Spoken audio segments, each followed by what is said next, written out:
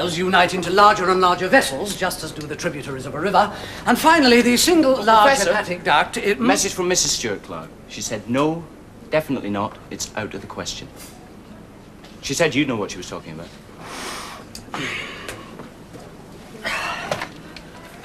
Professor Stuart-Clark here. Could I have an outside line, please? Oh, Professor. Your wife said don't bother ringing back. It's not negotiable. I'm sorry, Richard, it's not negotiable. Because Antonia and Julian are coming to see us. No, it's out of the question. What am I supposed to say to them? Richard's not here, he's gone to Cardiff to see a rugby match? No, we'll be awfully bad-mannered. Especially when they're making the effort to come and see us. But, darling, they only live in Kensington, for heaven's sake. What's the big deal?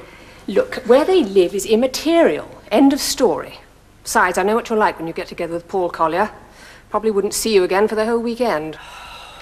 Oh, darling, don't forget we're playing bridge with the Warings tonight. Don't be late. But, look, darling, couldn't Julian come along? Oh, really? Julian go to the match with you? Don't be ridiculous. I mean, you know what my sister's like. She never lets him off the leash. Yes, but, darling...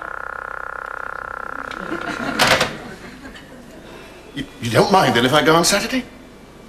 You sure you don't mind? I mean, if you do mind, say so, because I don't mind. Honestly. See, you really don't mind? Duncan, I've told you, I don't mind. Well, go then. Have a nice time. I did not sound funny. All I said was that it's Melissa's school concert on Saturday evening, and it would be nice if you got back. Oh, Melissa, shut that row up a minute, I'm on the phone! Well, I'll tell Paul and Dick that I'm definitely going, then. You sure you don't mind? Okay. It is rather a big occasion, England versus Wales. Duncan, I spoke to my chap, he's fixing up the tickets. All right, darling, I'll see you later on. Oh, and don't forget the Stuart-Clarks are coming over for a bridge tonight. Bye. The tickets are organised. Kick-off 2:30. Sorry, Paul. Can't make it. You're kidding? What? Did you ask Geraldine? She said she doesn't mind. So what's the problem? If Geraldine says she doesn't mind, she minds. You're kidding? I'm sorry, Paul. We've got Emma's sister and boring brother-in-law coming over on Saturday. I've got to be around. What is the matter with you and Duncan?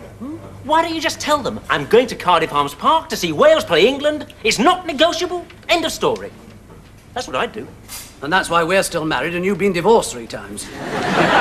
Oh, well, if she won't let you go, she won't let you go. It's not a question of not letting me go. If I wanted to go, I'd go. To go? I can't. There are other considerations. It's all right for you. You've only got yourself to think about. Why do you think I got divorced? No, it's a shame, though, isn't it? I mean, it would do us good to get out of the hospital.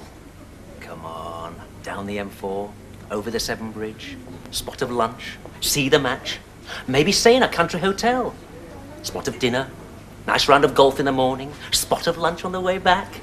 You know, make a whole weekend of it.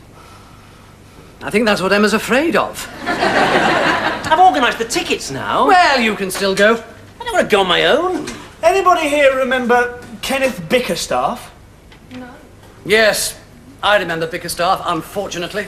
We were students together. You remember Bickerstaff, don't you? One can hardly forget him. Oh, it was a pain in the sphincter. Oh, couldn't stand him. Absolute creep. Do you remember that laugh of his? Oh, yes.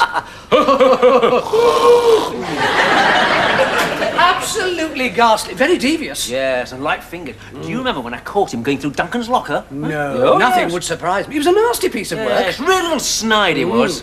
What about him, anyway? He's dead. Well, that makes it 3 now, and all under 50. Why? Who else has died? David Cannadine. He was only 48. Who? David Cannadine. You remember David, a big strapping lad, used to play rugby for Middlesex. Oh, Dave Cannadine.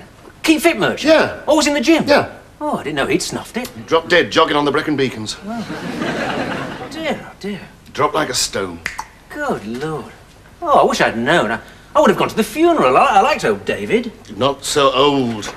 And Peter Bostock, he was only 49. Peter Bostock? Don't tell me he's gone. Topped himself. Oh, that's all right. I think he died. Oh, you know what I mean. And now Bickerstaff. He was our age. It's a bit worrying. No, not really. We don't know what he died of, do we? I mean, he might have fallen under a bus. No. It says suddenly. I mean, that usually means a heart attack or something. I mean, if it was an accident, it would say tragically. No. It says suddenly in Spain. I mean, knowing Bickerstaff, he probably fell off a donkey.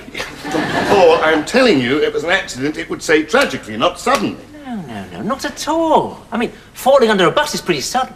Equally, having a heart attack at his age is pretty tragic. So let's not jump to conclusions, right?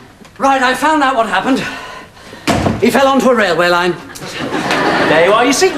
He fell onto a railway line. It was an accident. No, he was dead already. It was a massive heart attack. Yes, I managed to get hold of Helen Bickerstaff. Well, she's Helen something else now. They were divorced years ago. Apparently, he was on one of his train-spotting trips. They're not sure, but they reckon it was the excitement of seeing the Torremolinos to Madrid Express that caused it. Well, at least he died happy. Oh, for heaven's sake. Paul! What? I mean, if seeing a train gave him a heart attack, he must have been pretty thrilled. That's all I'm saying. Yes, well, apparently he lives with his mother, or did live with his mother, in Somerset, a little village called Barwell. Now, I was wondering if we ought to go to the funeral. Well, when is it? Saturday morning, 10 o'clock. We'll have to leave pretty early. Why the hell do you want to go to the funeral? I didn't say I wanted to go. I was wondering if we should go. We were all on the same firm together. We couldn't stand the man. He was a creep of the first order. Do you know, I reckon it was Bickerstaff who nicked my Dance Music Centre. Dance Music? What the hell's a Dance Music Centre? My stereo. I got it for my 21st and it walked. I'm positive it was Bickerstaff. And as for seeing Helen Bickerstaff again, no thank you. Oh, she was worse than he was. Awful. Oh, she's not going. Well, there you are, you see. Even his ex-wife isn't going. No, thank you. I've got better things to do than go to Kenneth Bickerstaff's funeral. Paul's right. I wouldn't recognise Kenneth Bickerstaff if I saw him. Well, you would. He'd be the one in the coffin. No, I don't think there's any reason for us to go. Oh, please, don't let me stop you. If you want to go, go. Providing, of course, that your wives will deign to let you.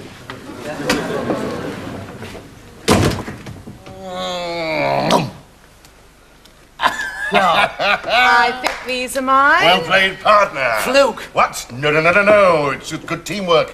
Not quite your night, eh, Dickie? Stop gloating. I am not gloating. Gloat.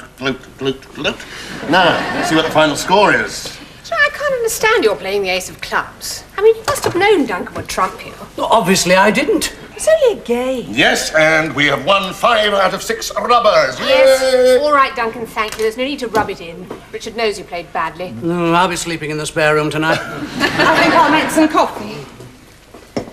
Well, at the risk of repeating myself, I think you should go to the funeral. It's not often I agree with Geraldine. Oh, I think it's a first, Emma.